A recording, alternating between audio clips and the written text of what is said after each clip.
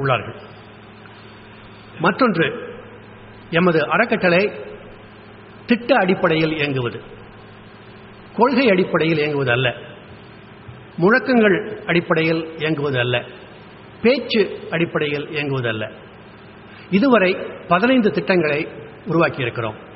அதில் 12 திட்டங்கள் நிறைவேறியுள்ளன. அந்த 12 திட்டங்கள் என்ன என்பதை ஒரு நொடி, ஒரு சிறு மணித்துளிகளில் உங்கள் முன் விளக்க உள்ளேன். அதன் மூலம் நீங்கள் தெரிந்து கொள்வீர்கள் எங்களது வீச்சையும் பரப்பையும். திருக்குறளே மூச்சும் மையமுமாக. நாங்கள் எதை செய்தாலும் திருக்குறளே மூச்சும் மையமுமாக இருக்கும். முதல் திட்டம் திருக்குறள் த ஹோலி ஸ்கிரிப்சர், தமிழ் மரபு பண்பாட்டு கையேடு, தமிழின வருங்கால வழிகாட்டி.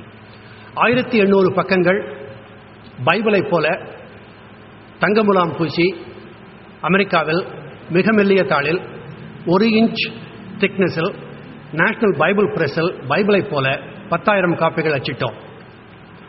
இந்த பல பேர் கேட்டார்கள், திருக்குறளுக்கு புதிய பதிப்பு ஏன்?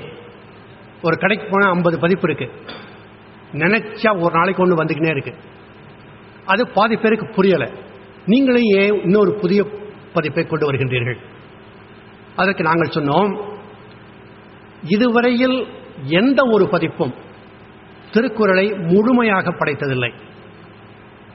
முழுமையின 1330 குறள்கள் தந்தால் மட்டும் பத்தாது.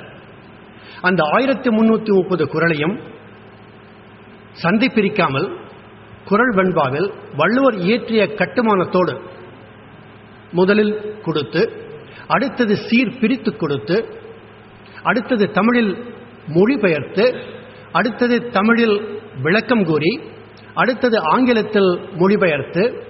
அந்த ஆங்கிலத்தில் மொழிபெயர்ப்பு என்றால் வள்ளுவர் மொழிபெயர்த்தது போல அதே 1.25 அடியில், அதே இடியமேட்டிக் இங்கிலீஷில், அதே ப்ரிசிஷனில்.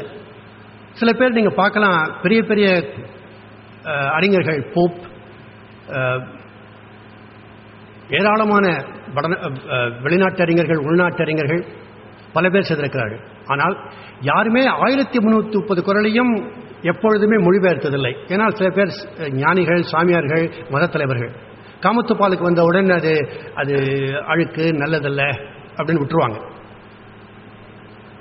அதனால எந்த ஒரு திருக்குறளும் முழுமையாக படைக்கப்படவில்லை.